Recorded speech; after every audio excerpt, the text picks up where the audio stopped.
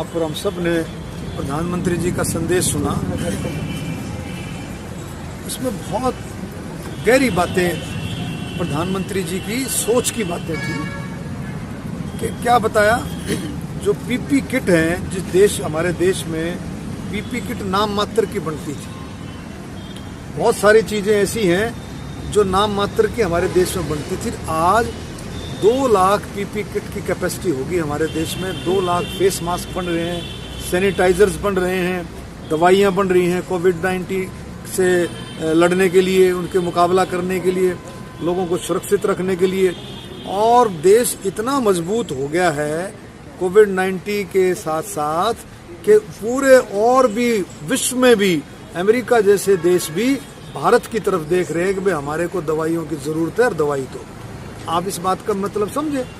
ऐसी महामारी में जब पूरा विश्व जूझ रहा है, America, Spain, Italy, France, Russia, और उस महामारी के अंदर आज भारत की स्थिति क्या है, पूरा विश्व भारत की तरफ देखता है कि भी दवाइयों के बारे में, पीपी किट के बारे में और भी बहुत सारे मटेरियल के बारे में, जो आपका टेस्टिंग किट है वो हमारे देश के अंदर मैन्युफैक्चर होने लगे। और आज कई लाख टेस्ट जो है रोजाना अब हमारी सरकारें, हमारे डॉक्टर्स, हमारे हॉस्पिटल्स, हमारे कोविड के जो जिसमें काम कर रहे हैं ये सारे डॉक्टर्स, नर्सेज हमारे कितना इसमें जुड़ करके इन चीज़ों को आगे ले जा रहे हैं। तो आज इस बात को समझ करके प्रधानमंत्री जी ने देखा, जब हम इस महामारी के साथ लड़ते हुए जब हम अपने आप को इंडिपेंडेंट समझ रहे हैं, तो क्यों ना देश को जो है आत्मनिर्भर बनाया जाए। और उस आत्मनिर्भर बनाने की दिशा में ये कदम है 20 लाख करोड़ का जो पैकेज प्रधानमंत्री जी ने दिया है, उसमें सब तबके कवर होंगे। आपने देखा प्रेस कॉन्फ्रेंस चल रही है जी, निर्मला सीतारमण जी के, आप किसान, मजदूर, गरीब, दलित, बैकवर्ड, छोटा व्यापारी, बड़ा व्यापारी, दुकानदार, हर तबका इसमें कवर होगा। नौजवान, बेरोजगार, सब इसमें कवर होंगे और देश आत्मनिर्भरता की तरफ बढ़ेगा। क्या है, सब देश में एमपी साहब आए थे यहाँ पे। आज एमपी साहब आए थे और काफ़ी जो है ना चंदा लोगों ने जो है पीएम केयर में दिया है जी जी। और यहाँ जो डॉक्टर हमारी जनता की सेवा में लगे हुए हैं, इन्होंने एक डिमांड की थी कि भाई पीने का हमें पानी शुद्ध जो है वो अभाव है।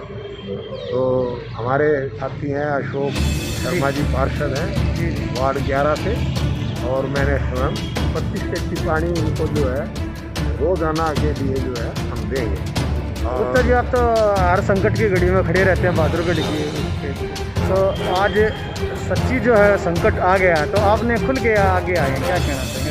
मैं तो जो है ना जी शुरू दिन से कैंप लगा रखे हैं गणपति धाम में। 108 आदमी ठहरे हुए थे जी जी। और हमारे अग्रवाल धर्मशाला में 131 जो है ठहरे हुए थे मजदूर जी। और उनको खाना पीना, चाय, नाश्ता सब जो है हम तो इस तरह की परेशानी आती है कोरोना योद्धा जो अपने स्वास्थ्य कर्मी हैं कि भाई पानी की समस्या है, खाने की है, तो किस तरह का मनसा वैसे विचलित हो जाता है, क्या करें, किस तरह से? देखो जी, बात यह है पूरे विश्व में संकट है और हर जन परेशान है।